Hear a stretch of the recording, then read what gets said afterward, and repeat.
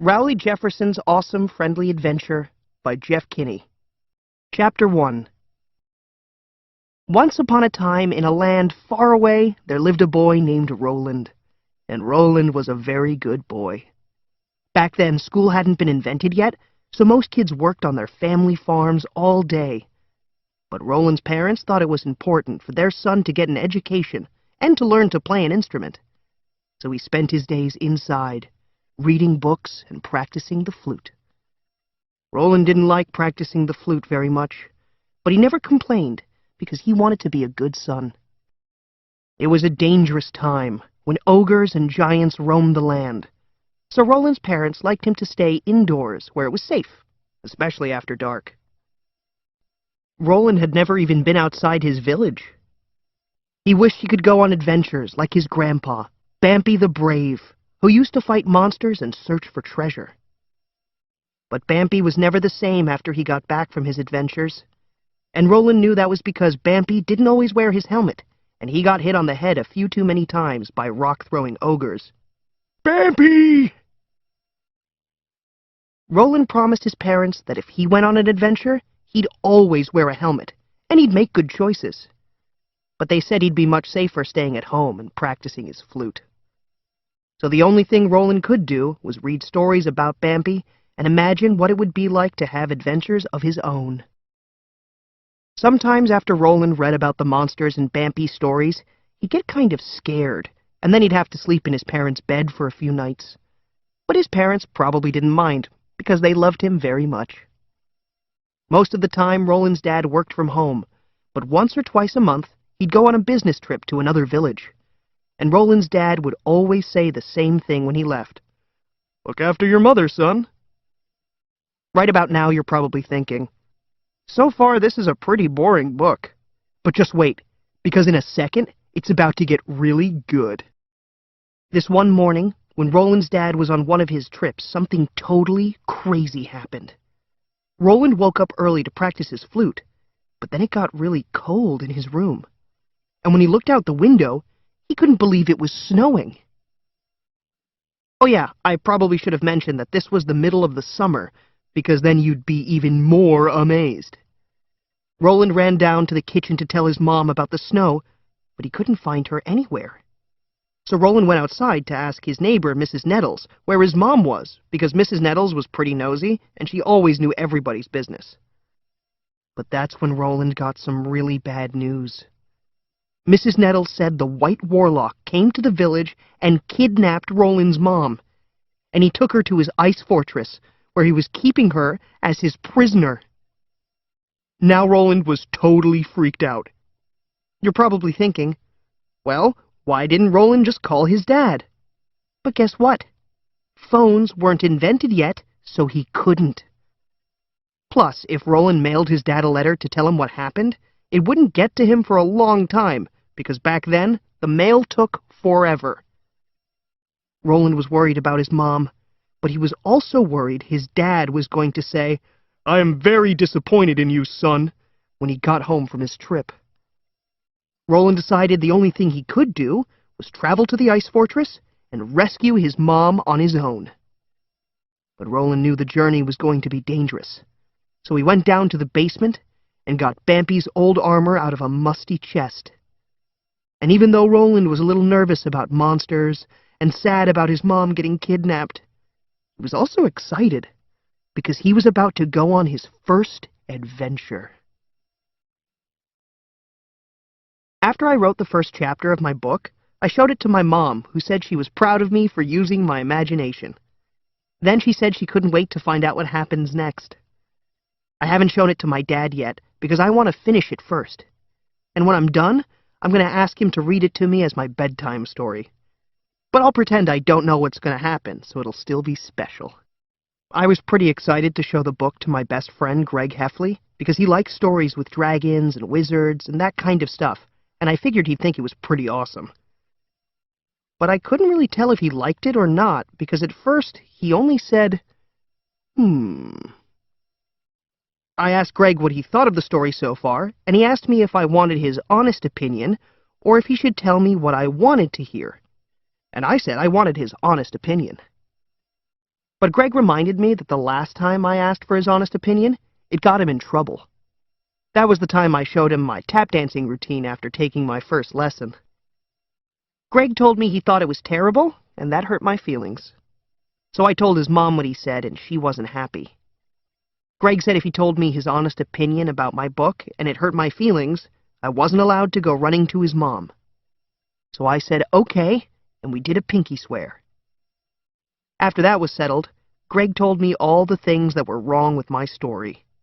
And boy, he had a lot to say. The first thing he said is that I can't start the book with "Once Upon a Time," because that's corny and it makes it sound like a fairy tale. And that kind of hurt my feelings right away, because it's supposed to be a fairy tale. Then Greg said no offense, but this Roland character has got a lot of problems, and the biggest one is his hair. He said Roland has a mullet, which is the worst type of haircut a person can have. I said the reason Roland's hair is long in the back is so he'll look cool when he does action stuff. And Greg said maybe Roland can get a haircut at the beginning of Chapter 2. Then Greg said no offense, but Roland kind of seems like a baby, and it's not really believable that a kid his age would sleep in his parents' bed. And that made me feel a little ashamed, because sometimes I sleep in my parents' bed, especially on nights when there's a really bad thunderstorm. Greg taught me a long time ago that if you say, "no offense," then the other person isn't allowed to have hurt feelings about what you say after it. But I think that only works with kids, because one time I told my dad, "No offense, but your breath stinks," and he got mad. Greg said the book was going to be too boring if it was only about Roland, and that he needed a sidekick. I said maybe Roland could have a best friend who goes with him, and his name could be Greg Heffley. But he told me everything about his life is copyright Greg Heffley, and if I used his name, I'd have to pay him money.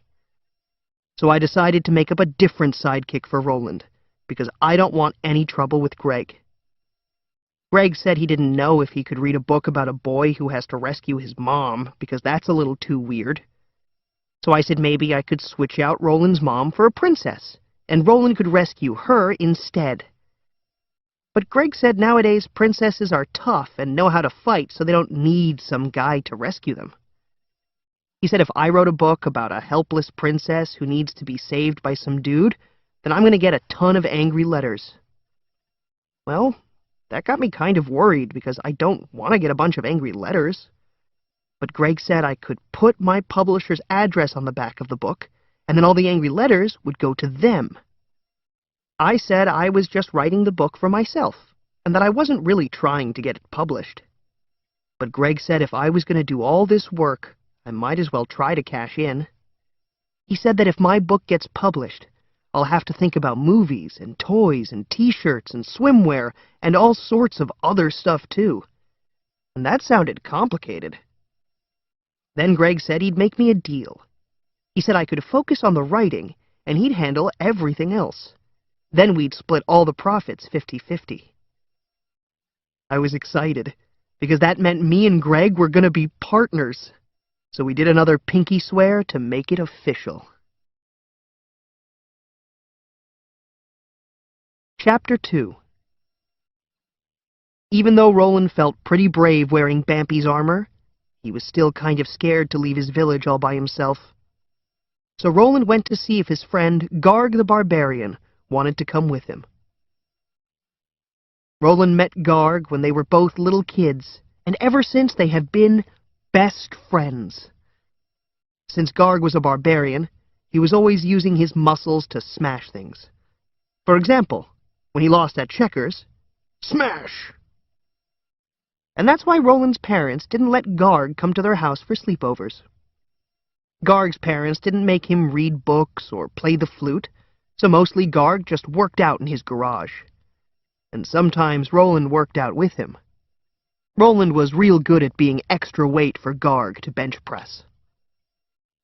Since Garg didn't read a lot of books, he didn't know that many words. But Roland always understood him anyway. When Garg didn't have food, Garg hungry. When Garg did have food, Garg happy.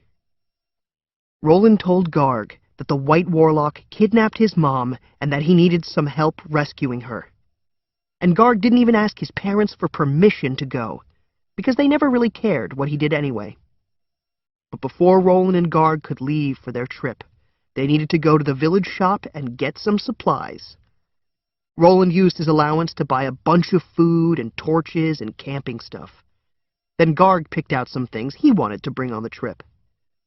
Roland asked Garg to chip in, but as usual, Garg didn't have any money.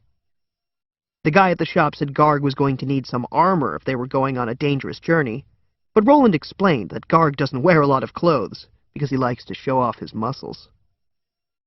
Roland used his last gold coins to pay for a map of the world outside the village. This map included the Tangled Forest, Troll Town, the mountains of Razor Range, the fires of Mount Friendly, and the North Pole. And even though Roland was nervous about leaving the village that he'd lived in his whole life, he was pretty excited too. As soon as I was done with Chapter 2, I brought it to Greg's house so he could read it. I was a little worried that he wasn't going to like Roland's best friend, but he thought Garg was great. Greg said Garg would make an awesome action figure who could say different phrases when you pressed down on his head, like, "Garg happy," "Garg angry," and "Garg gassy." I said maybe Roland could be an action figure too, but Greg said no one would buy a Roland toy because he's just a regular kid and he doesn't really do a lot. It would just be peasant action figure with flute. Then I said maybe Roland could be a young wizard who has a wand and casts spells. But Greg said I needed to come up with something better because no one would read a book about a boy wizard. Greg said Roland needed to be tough like Garg.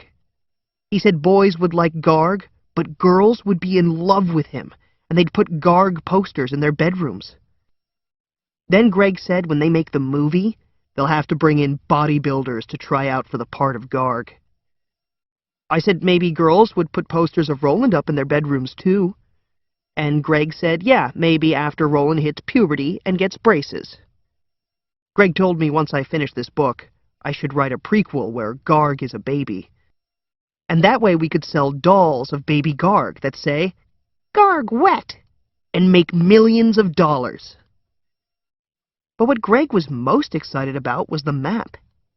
He said it was great that there were a ton of different environments, because that meant we could get kids to buy the same action figures a bunch of times by selling them as Desert Garg, Jungle Garg, and Snow Garg. And Greg said we could sell all sorts of playsets for the action figures, like the Salty Sea playset, because that's where the real money is. He said his only problem with the map is that it doesn't make a whole lot of sense.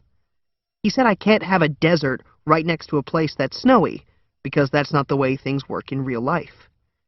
Plus, he said there were some things I was going to have to fix, like the river that went in a circle, since that's not even physically possible. But I said it was a lazy river, and it's magic. And I told him my story is fantasy, so it doesn't have to make sense anyway.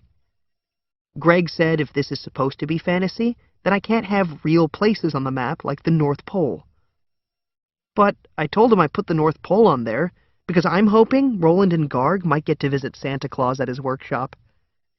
Greg said if I put Santa Claus in the story, he was going to quit. Then Greg told me